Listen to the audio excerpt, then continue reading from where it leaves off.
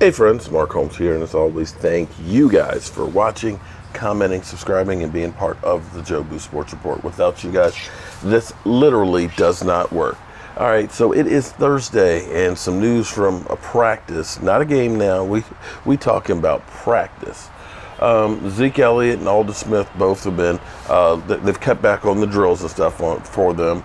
As they deal with some nagging injuries and kind of maintenance and stuff. Mike McCarthy says it's nothing to worry about, just kind of taking care of business.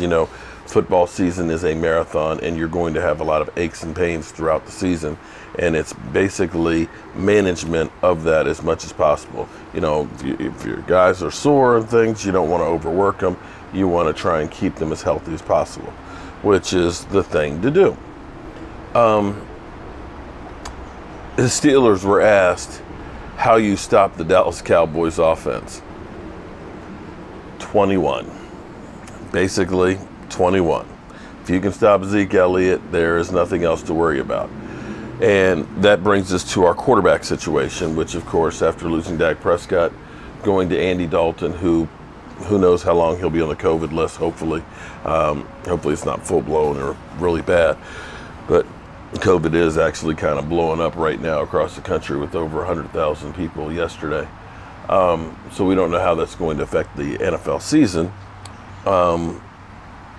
But Cooper Rush, I think Cooper Rush actually have the inside track to start this weekend. The reason I say that is he actually had more time in the Cowboys system and knows Kellen Moore a lot better than Gilbert. For Gilbert, here's the thing. We know DiNucci didn't have any time to really learn the system, being a seventh-round draft pick, just literally getting here, having a shortened offseason. DiNucci was our third-string quarterback. How much work do you think that Garrett Gilbert got? Or is it Gilbert Garrett? Gigi. We'll just call him GG.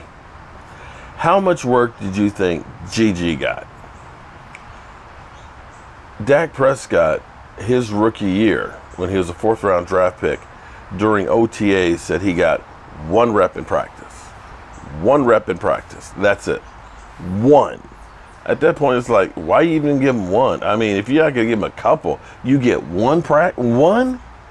So Gilbert Garrett, who is a veteran journeyman, who's had a cup of coffee in a lot of different locations, really hasn't had that much with Kellen Moore. And I'm not saying that Cooper Rush has more experience or has more ability than Garrett, but what he's got is more familiarity with Cooper Rush, who's calling the play calling.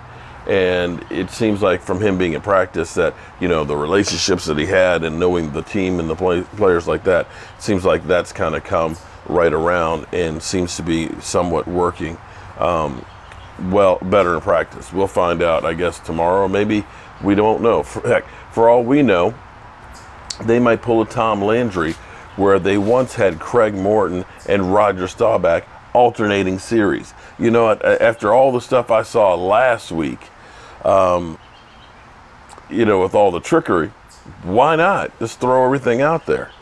But interesting thing, Mike Mosher was talking about, I don't have it in front of me, was talking about the Cowboys possibly being a top 3 draft pick and what people have traded to use that top 3 pick.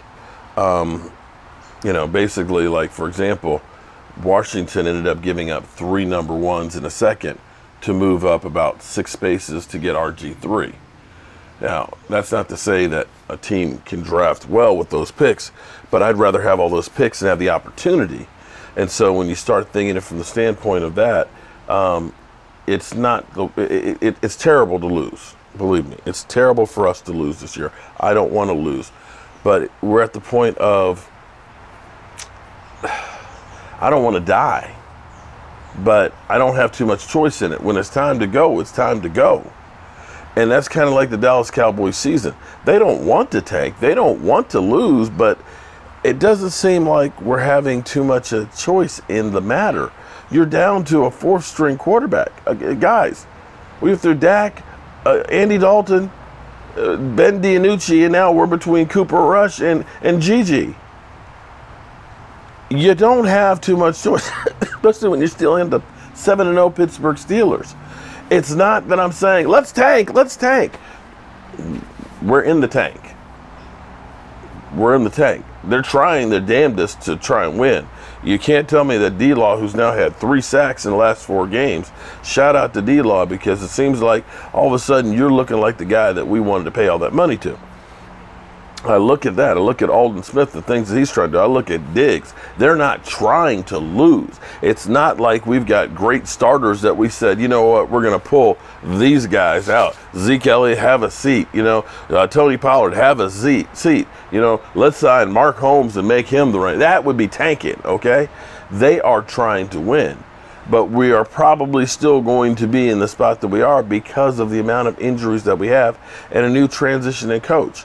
So stop with this, Mark, you just want to tank. I'm just pointing out there, we ain't got no choice in it, dog. You might as well make the most of it, because if we get a top 3 pick and somebody offers us, to move up 4 or 5 spaces, offers us, a first, a second, and a third, and a fifth, and then next year's 2, you take that, because now you can fill out a whole lot of holes that are on your team. You can get a young group of guys and say, okay, now we can build this because I have the right kind of people to fit the system I'm trying to run, and we can go ahead and try and make a run maybe next year or the year after, and have a core group of people with the veterans that you have on the team and be able to build a winner from that. That's all I'm saying. Now, we'll see what happens this weekend. Oh, but one more thing, too. Randy Gregory. Randy Gregory, being out of football, as well as Aldon Smith. Randy, we've only seen really the first game, they didn't put him in much. Second game, they played him a lot more. But you could see the appreciation of being back in both of those guys, because until the well runs dry, you don't miss the water. And when you have something, you don't necessarily appreciate it at the time, but you sure miss it when it's gone. And that's where you see a sense of urgency with a guy like Aldon Smith, with a guy like Randy Gregory. And that should be the same thing with us Cowboy fans. I know we haven't been winning the Super Bowls, but, when we were at least competitive and at least having a chance to go to the playoffs, it's a whole lot better than just sitting here in the tank. So that's all I got to say about that. You're up to date with what's going on. Zeke Elliott should be there ready to rock and roll on Sunday, as well as Aldon Smith. And I think Cooper Rush has the inside track for starting this weekend. But who knows? Does it really matter? Does it?